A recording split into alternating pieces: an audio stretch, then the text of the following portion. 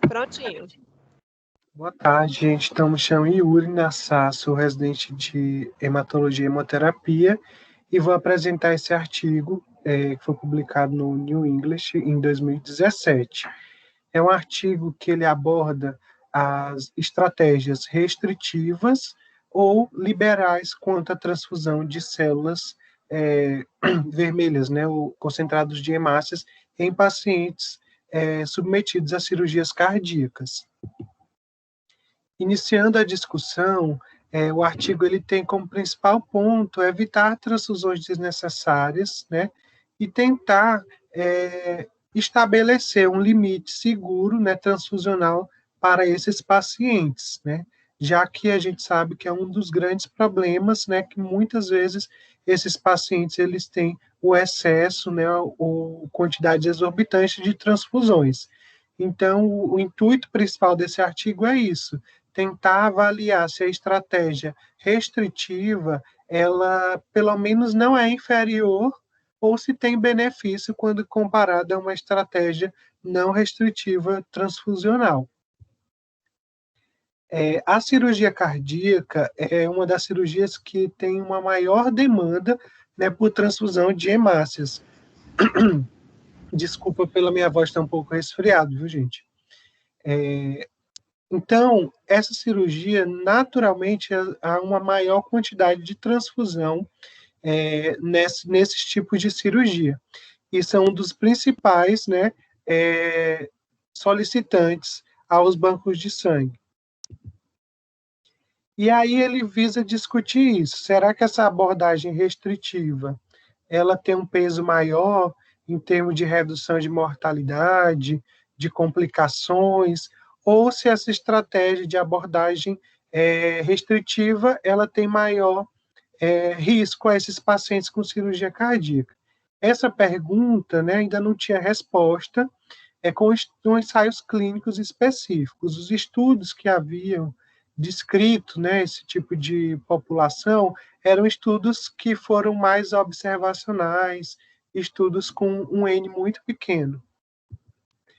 E aí ele aponta dois principais pontos, que a estratégia de liberal, ela traria mais riscos a esses pacientes, que naturalmente já são pacientes que têm comorbidades mais expressivas, né, e que o excesso de transfusão sanguínea poderia levar a maior consequências, e aí seja de morbidade relacionada a processos infecciosos relacionados à transfusão, reações adversas relacionadas a transfusões, ou até mesmo a mortalidade.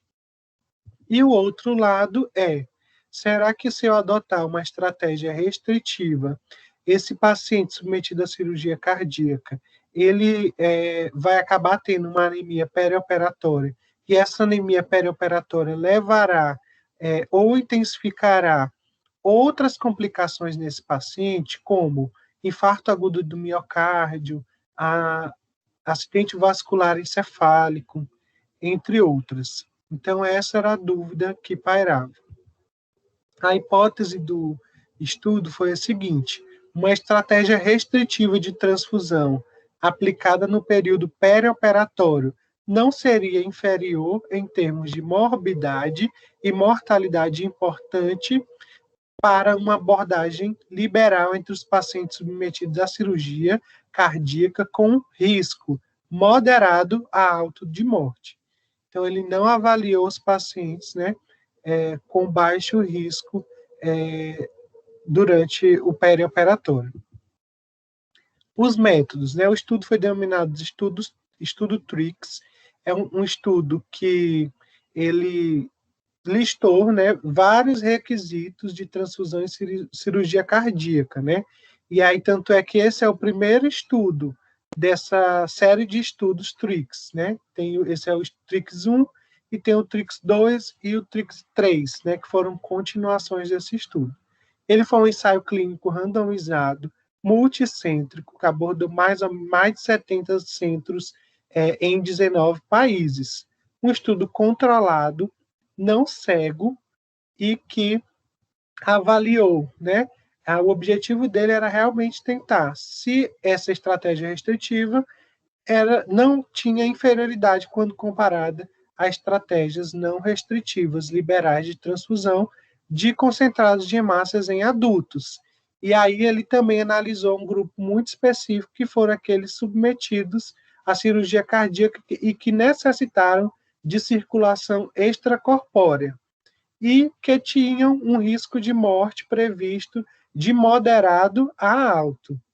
E aí esse score para avaliar o risco de morte foi o Euroscore, que é um score de avaliação de risco que vai de 0 a 47 pontos, e quanto maior a pontuação no score, maior a mortalidade. E aí ele leva desde aspectos, né, como idade, sexo, doença pulmonar crônica, arteriosclerose extracardíaca, doença disfuncional neurológica, se o paciente ele já tinha uma cirurgia cardíaca anterior, a quantidade, né, a dosagem da creatinina, se o paciente tinha endocardite ativa, o status perioperatório do paciente clínico, e também levava em conta alguns aspectos do próprio ecodopplercardiograma.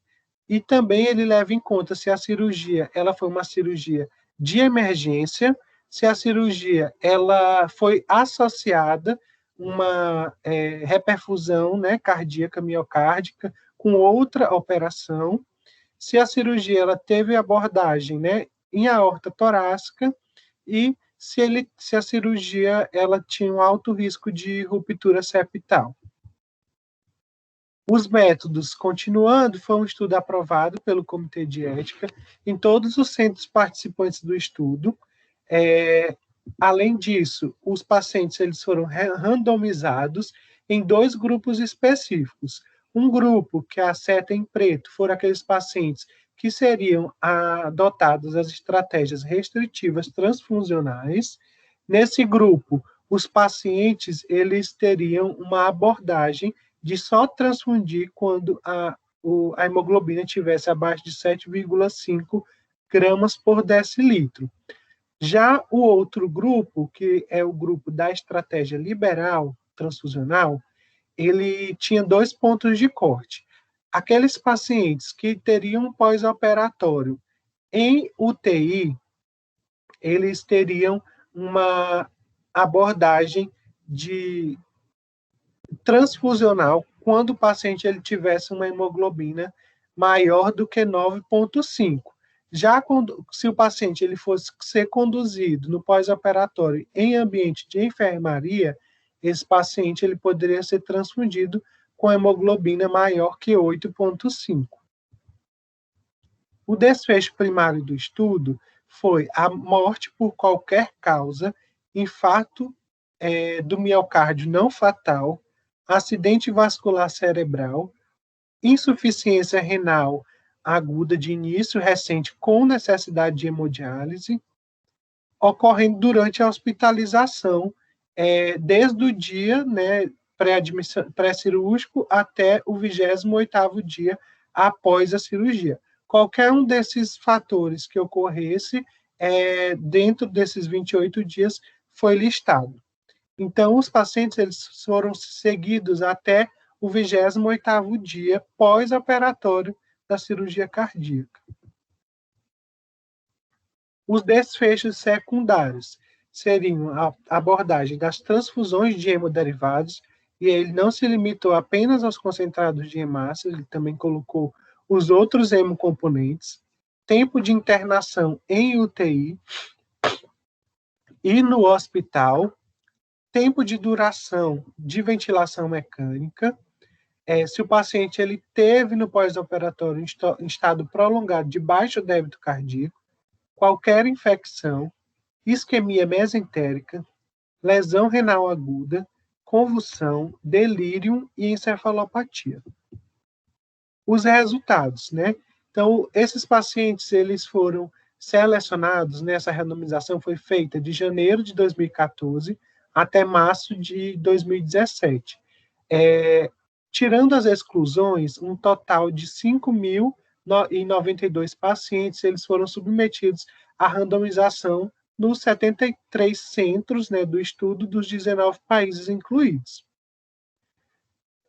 E aí os resultados a gente pode observar aqui as características da população, né, da amostra do estudo foram a média de idade dos pacientes foi de 72 anos, né, nos dois grupos, então uma média de pacientes de idade bastante elevada, né. Os pacientes eles tiveram uma média, né, no Euroscore de 7,9 e 7,8 nos grupos. Essa média, né, de pontuação no score é uma pontuação considerada alta, né, denotando o moderado e alto risco de morbidade desses pacientes, risco de mortalidade. Além disso, a gente vai observar que a maioria desses pacientes submetidos, eles tinham uma fração de ejeção, né, boa, né, 61%, aproximadamente 62% nos dois grupos. Tinham, também uma boa função renal, a maioria, e além disso, a gente vai observar que as duas principais cirurgias realizadas foi a revascularização miocárdica, né, única, em 25,6% e 26,5%, e também as cirurgias valvares, né, com 28,9% e 29,5%, por as principais cirurgias abordadas no estudo. Aqui a gente vai observar o gráfico de concentração de hemoglobina durante o período do estudo, né? Então, a gente tem os pacientes aqui no perioperatório, né, com níveis basicamente na média, né, na mediana de 13 de hemoglobina. E no pós-operatório imediato, a gente vê que ambos os grupos eles têm uma queda muito expressiva nos níveis de hemoglobina, né? Então, realmente, as cirurgias abordadas traziam grande perda sanguínea durante o perioperatório. E aí, em azul, nós temos o grupo, né, de transfusão liberal, e em vermelho, o grupo de transfusão restritiva. Então, nós vamos observar, né, que logo após, né, basicamente no primeiro, né, no primeiro segundo dia de internação, de pós-operatório desse paciente, a gente vai observar que o grupo azul teve um nível de hemoglobina bem acentuado, né, comparado ao grupo vermelho, né, que é o grupo de estratégia restritiva. E, basicamente, eles, durante a internação, se mantiveram com 1 ponto de diferença na hemoglobina. Aqui, a gente vai observar os resultados do estudo quanto à quantidade de transfusões realizadas em ambos os grupos. Então, nós vamos observar que teve realmente uma significância, né, o odds ratio desse estudo foi de 0,41 para as transfusões nos grupos. O grupo com transfusão restritiva teve apenas 1.271 dos 2.430 pacientes do grupo com transfusões realizadas, que dá basicamente 52,3%. Porém, os pacientes que foram alocados no grupo de transfusão liberal tiveram uma taxa de transfusão de 72,6%. Então, realmente bem elevado a quantidade de transfusão nos pacientes que foram alocados no grupo de transfusão liberal.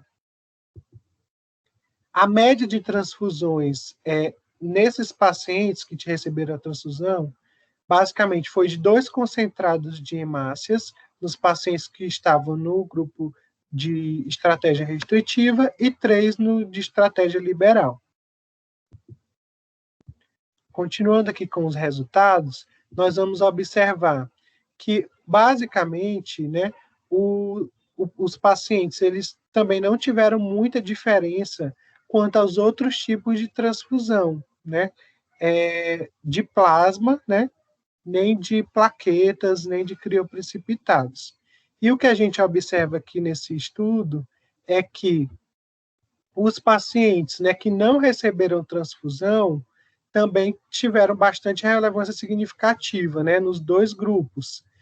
No intraoperatório, né, os pacientes na estratégia restritiva, no intraoperatório só receberam 27,7% dos pacientes a transfusão.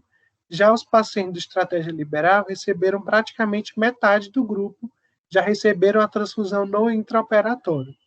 No pós-operatório, a gente também observa, né, que os pacientes do grupo restritivo tiveram uma transfusão bem menor quanto comparada ao grupo não restritivo. Enquanto o aumento foi de basicamente 10% do intraoperatório para o pós-operatório de transfusão, nos grupos de estratégia restritiva, no grupo de estratégia liberal, a gente já vai observar que manteve a ordem de 50%, né, aproximadamente, dos pacientes continuando a receber sangue. E aí a gente vai observar que os pacientes que no pós-operatório tardio, né, digamos assim, aqueles pacientes que receberam mais sangue no grupo de estratégia restritiva. Então, a gente consegue, né, pelo menos, estender um pouco mais quando o paciente vai necessitar de uma transfusão sanguínea. Os outros resultados aqui que a gente pode observar no estudo foram os seguintes: quando comparados aos desfechos primários e desfechos secundários, os pacientes, basicamente, eles não vão ter diferença significativa, né, do odds ratio que ultrapassou, né, o 1, em basicamente todos os pontos do desfecho primário. Já quando comparado aqui, né, aos desfechos secundários, a gente vai observar que quase aproximou, né, do ponto de corte 1. Mas eles colocam que esses subgrupos, quando foram analisados separadamente, tirando uma parcela específica do grupo, que foram os pacientes acima de 75 anos, não teve relevância significativa de diferença entre as duas estratégias. A gente só vai observar a diferença significativa nos pacientes que foram maiores de 75 anos, que tiveram maior benefício com a estratégia liberal em relação aos desfechos secundários e também um número acentuado maior quanto aos desfechos primários. E a conclusão do estudo é a seguinte, que uma estratégia restritiva de transfusão de hemácias, com hemoglobina, só transfundir com hemoglobina abaixo de 7,5 gramas por decilitro, não foi inferior quando comparada à estratégia liberal, com o limiar, né, de hemoglobina de 9,5, aqueles pacientes que necessitavam transfundir durante ainda a sala cirúrgica ou na abordagem da UTI, e 8,5 nos que estavam fora da UTI. Isso em relação à morte e às complicações graves, né, como infarto agudo do miocárdio, acidente vascular cerebral, insuficiência renal, com necessidade de hemodiálise, nos pacientes submetidos à cirurgia cardíaca com risco moderado a elevado de morte. Então, esse estudo ele foi importante porque foi um estudo grande, randomizado, um ensaio clínico, né, que conseguiu demonstrar que não há diferença significativa entre as duas abordagens, então, favorecendo a conduta, né, de adotar a estratégia restritiva, já que a transfusão ela também tem consequências e pode influir na morbidade e mortalidade desses pacientes. Como limitações do estudo, foi observado principalmente porque foi um estudo que não foi cegado, né? Então, sabia-se quais aqueles pacientes que recebiam a estratégia restritiva e quais aqueles que recebiam a estratégia liberal. E um ponto que foi muito importante foi que houve diferença significativa, principalmente nos pacientes que tinham mais de 75 anos, quando adotados a estratégia restritiva. Então, pacientes, favorecendo com que pacientes mais idosos se realmente dê preferência ainda mais à estratégia restritiva. Então é isso, gente. Muito obrigado. Passar para a doutora Denise. Excelente apresentação, Yuri, muito bem. A gente, na verdade, tem que fazer um concurso, né, de quem que apresenta melhor. Vocês estão apresentando muito bem os artigos, fico muito feliz por isso. E eu queria, assim, realmente... Obrigado, doutora. É um artigo muito importante, né, Yuri, em relação a como cuidar do paciente submetido à cirurgia cardíaca. Nós temos nós temos, na verdade, várias falhas na literatura em relação à transfusão restritiva e liberal, né? Nós temos vários gaps de conhecimento, mas esse artigo é um artigo que foi muito bem feito, né? Um estudo muito bem feito, com quantidade grande de pacientes, selecionou pacientes com risco, como você mostrou, moderada a alta de mortalidade na cirurgia, então não eram pacientes tão tranquilos, e mesmo assim ele conseguiu provar a não inferioridade de um protocolo restritivo. Com esse detalhe daquele comentário que você fez por último, que a gente ainda tem aparentemente um benefício dessa transfusão, apesar de não ter sido muito bem desenhado com esse objetivo, de um protocolo restritivo transfusional no paciente acima de 75 anos, que é uma conduta bem diferente do que a gente costuma ver na prática, né? Então, muitas e muitas vezes a gente vê uma indicação de transfusão mais liberal simplesmente porque o paciente é mais idoso. E isso vai contra o que a gente conhece dos fatores de risco de sobrecarga circulatória associada à transfusão. Esses pacientes têm maior risco, esses pacientes acabam, né, são pacientes cardiopatas e idosos, acabam tendo maior chance de fazer sobrecarga circulatória, o que provavelmente justifica aquele pior desfecho no paciente na estratégia liberal, quando ele tem mais de 75 anos.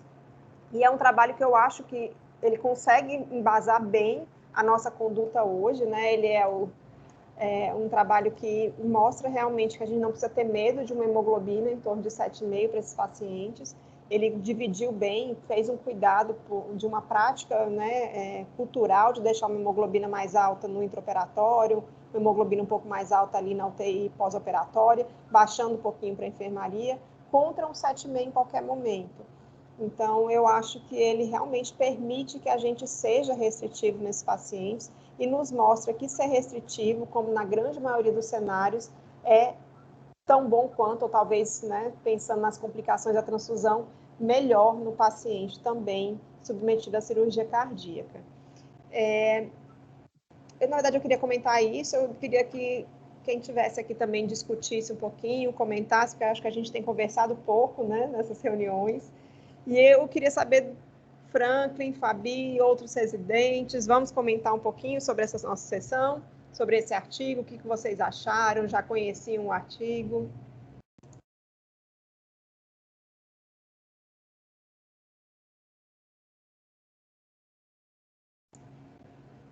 Franklin, me ajude. Oi, Suza, está aí, está lá. Pronto, na verdade eu não queria falar nem do artigo em si, mas só uma coisa que acho que talvez a gente tenha que atentar no dia a dia da gente, é que, assim, a gente sabe que a prática restritiva tem vantagens, assim, na verdade, não mostrando utilidade em relação à estratégia liberal, mas que não porque a conduta restritiva é não inferior, e que em algumas situações pode ter até benefício para o paciente, que a gente vai simplesmente deixar o paciente com hemoglobina de 7,5. Então, a gente tem que tentar sempre investigar anemia, tentar tratar a causa, né? Você sabe que, principalmente, paciente idoso tem uma chance maior também de ter ferropenia, e que a gente pode resolver e melhorar essa hemoglobina sem ser com transfusão para operar esse paciente também, com mais segurança. Excelente, Susan. Um comentário fundamental, né? Diga lá, Franklin. Boa tarde, parabenizar pela apresentação, certo? E, assim, e também reforçar o que a Suzana falou, né, que depois das cirurgias os pacientes sangram, né, então reposição de ferro naqueles pacientes que podem receber ferro, principalmente endovenoso, é importante para, né, evitar que eles sejam expostos né, a transfusão sanguínea desnecessariamente.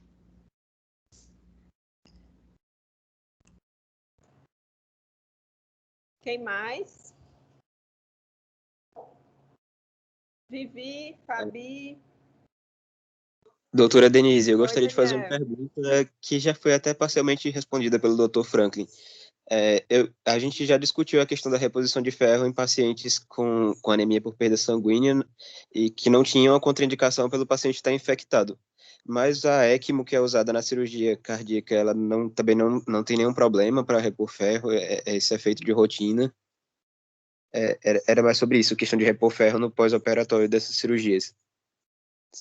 Daniel, cada vez mais a gente tem evidência na literatura, não tem estudos que eu saiba até hoje definidos, né, prospectivos, tentando fazer uma avaliação em relação a risco de ferro no contexto de infecção e outros contextos, mas nós temos como achados secundários de outros estudos, evidências que não há risco de fazer ferro nesses pacientes. E muito provavelmente a gente vai ter muito benefício com esse ferro. Né, tem alguns estudos prospectivos mostrando que fazer ferro no contexto pós-operatório faz com que o paciente saia melhor da internação, né? Ele vá para casa com uma hemoglobina melhor e tenha uma qualidade de vida com menos fadiga no pós-operatório. Então, hoje, aquele medo que existia, né, daquela questão in vitro, da infecção, tá sendo piorada pela reposição de ferro. Hoje a gente não tem evidência na literatura mais, nunca tivemos, na verdade, era uma coisa mais, né, de uma retirada de um contexto in vitro para a prática clínica, muito mais do que ter uma evidência clínica em algum momento, mas hoje cada vez mais existe a orientação de estar avaliando deficiência de ferro no pré, inclusive no pós-operatório, e que a gente faça, sim, reposição de ferro, inclusive intravenoso, lembrando que esse paciente operado, ele está inflamado, independente de qualquer coisa, né? Então, se ele está inflamado, ele tem alteração no metabolismo de ferro e provavelmente o ferro oral vai trazer muito efeito colateral sem o benefício pela falta de absorção. Eu espero que eu tenha respondido sua pergunta. Quem mais? Eu tenho uma dúvida também, doutora.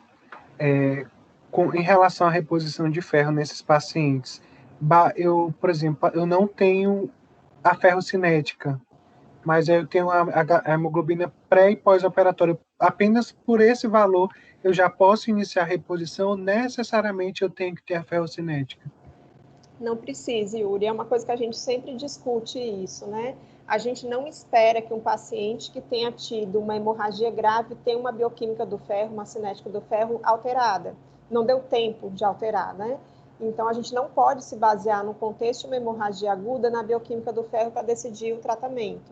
Então, esses pacientes, com certeza, a gente vai entender que é raro, né, um paciente que tenha sobrecarga de ferro por todo o mecanismo de regulação de absorção, e que é muito melhor para o paciente a gente fazer um pouquinho mais de ferro do que deveria, do que não fazer o ferro. Ele vai sair pior se a gente não fizer. E realmente, se a gente tem uma perda aguda de hemácia durante o procedimento cirúrgico, como a gente tem com muita frequência, o gráfico desse artigo é muito claro, né? O que era hemoglobina pré e o que é hemoglobina no pós-operatório imediato, a gente está, sim, bastante amparado para fazer essa reposição de ferro e realmente não esperem a bioquímica do ferro alterada. Normalmente não vai estar, porque se for um paciente que chegou bem, né, sem deficiência de ferro no intraoperatório, não vai, no pré-operatório, ele não vai chegar no pós-operatório pelo sangramento com uma cinética diferente. Então, essa avaliação no pré-operatório deve ser feita sempre, de preferência 4 semanas antes do procedimento cirúrgico, repor qualquer deficiência de ferro que a gente encontrar. E aí, no pós-operatório, se houve uma perda importante de hemácia, teve uma hemorragia mais importante, a gente vai fazer independente da bioquímica do ferro, porque a gente vai entender que essa bioquímica não vai ser real, mesmo se a gente coletar. E não precisa, né? Então, vamos fazer independente de qualquer coisa. Tá bom? Ótimo. Outra dúvida que eu tenho é se tem determinadas cirurgias que naturalmente já se espera ter uma perda acentuada, né? E aí eu queria saber se tem alguma base na literatura que fortalece eu tentar fazer uma reposição meio que pré-operatória. A Susan pode falar melhor do que eu sobre isso, né, Suzana, que lida com anemia perioperatória de uma forma mais importante. Diga lá, Susan. Na verdade, já está bem estabelecido que a anemia pré-operatória, assim, em vários contextos, de várias especialidades diferentes, cirúrgicas, acaba tendo um prognóstico pior para o paciente, né? A gente sabe que a anemia pré-operatória vai aumentar o tempo de ventilação mecânica que o paciente foi entubado, vai aumentar o tempo de internação UTI, aumenta o tempo de internação hospitalar como um todo, aumenta o risco de sepse, de trombose, de formação de escara, e ainda é um paciente que tem uma recuperação pós-alta também mais debilitada, né? E aí, existem protocolos, sim, de anemia pré-operatória, para a gente resolver. O ideal é que todos os pacientes pudessem ter a anemia corrigida, mas isso vai depender também em relação aqui, assim, qual a situação, condição clínica do paciente. Então, a primeira coisa, assim, as cirurgias eletivas, o ideal recomendado é que todos os pacientes tivessem avaliação por pelo menos 4 semanas. Eu acho que na realidade da gente, assim, em relação à questão do encaminhamento, acho que essa avaliação tem que ser um pouquinho maior, pelo menos 8 semanas. Então, o tempo para eles encaminhar, a gente está realmente no SUS, a gente tem dificuldade um pouquinho de agendar. Então, em relação à questão logística, porque acho que nesses protocolos eles conseguem avaliar, fazer no mesmo dia, resolver tudo rápido do paciente. Na prática, é um pouquinho diferente.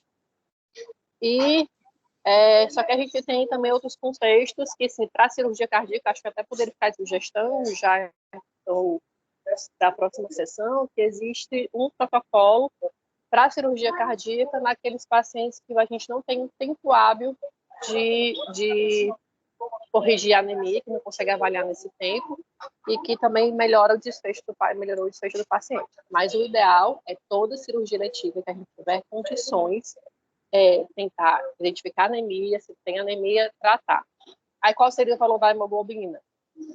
Tem um protocolo da NATA, que foi para cirurgia ortopédica, que foi o primeiro guidelines que desenvolveu em relação à anemia pré-operatória, que considera a hemoglobina para tratar qualquer anemia, que é o que? Hemoglobina menor que 13 para homem e 12 para mulher.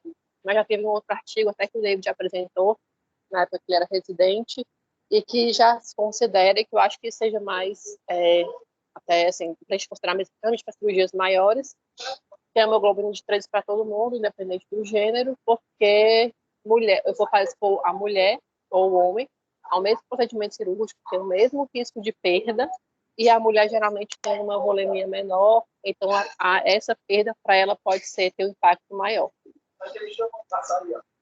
Peraí. Eu só queria complementar com uma coisinha, lembrando que a gente sabe que existem essas perdas no intraoperatório, então a gente deve ter mecanismos para poupar essa hemoglobina, essa perda de hemácia, né? Então pode e deve-se sempre tentar utilizar a recuperação intraoperatória de sangue nas cirurgias particularmente que tem circulação extracorpórea.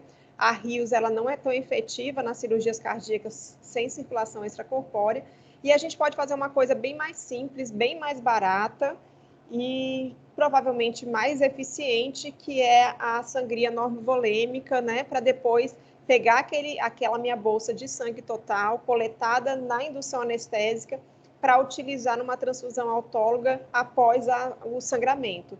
É um procedimento normalmente feito pelo anestésio, o hemócio disponibiliza essas bolsas para sangria, e essa bolsa fica ao lado do paciente, no centro cirúrgico, e ela é o sangue perfeito, né? Vocês imaginam, eu colhi do meu paciente, então eu não tenho risco de reação transfusional relacionada à incompatibilidade APO, algum anticorpo irregular, eu não vou ter o problema de estar tendo alguma intercorrência de bolsa mal conservada, eu vou ter uma plaqueta ativa, funcionante, porque eu coletei antes mesmo do paciente ir para a SEC, então, eu vou ter, na verdade, um paciente que vai sangrar com hematócrito mais baixo.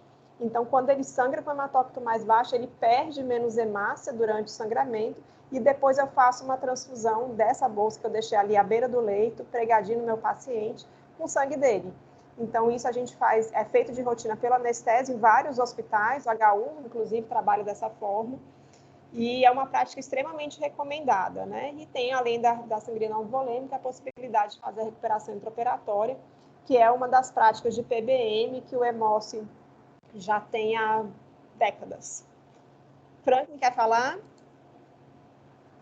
Rapidinho, assim, não tem a ver com o trabalho de hoje, né? Mas só lembrando que, como a Suzana falou, da avaliação de anemia no pré-operatório, nós que somos clínicos, prescritores de quimioterapia ou de outras medicações, a gente também deve avaliar a anemia naquele paciente que pode, né, precisar de uma transfusão ou de anemia mesmo, antes de iniciar os tratamentos, se possível, para poder ter a reposição de ferro, caso exista uma necessidade disso, né? Então, lembrar que a gente também deve avaliar a anemia dos pacientes da gente que estão em quimioterapia, né, que vão ser submetidos à quimioterapia, né? Avaliar as causas da anemia, né? Não é só a quimioterapia que causa anemia nesses pacientes. Era mais para deixar esse recado. Eu adoro esse recado que você sempre dá, Franklin, porque a gente acaba culpando a pobre da anemia ou a neoplasia, né, como sendo a única causa da anemia, e aí a gente tem muitas mais outras opções que a gente deve investigar sempre antes de culpar a neoplasia ou a quimioterapia como causadoras únicas daquele quadro, né? Então, tá bom. Mais alguém quer fazer algum comentário? Então, uma pergunta sobre essa técnica, doutora, que a senhora citou, se os testemunhos de Jeová aceitam essa técnica da autotransfusão. Yuri, a recuperação intraoperatória de sangue, sim. Essa sangria normovolêmica, geralmente não, porque perde o círculo de continuidade, certo? E aí vai depender, na verdade, da crença específica de cada um, porque mesmo entre os testemunhos de Jeová, existem opções diferentes de até onde que pode ir, certo? Mas, geralmente, o que é aceito é a recuperação intraoperatória de sangue, com essa ideia de que eu não desconecto o sangue do paciente em nenhum momento, certo? Mais alguém, gente?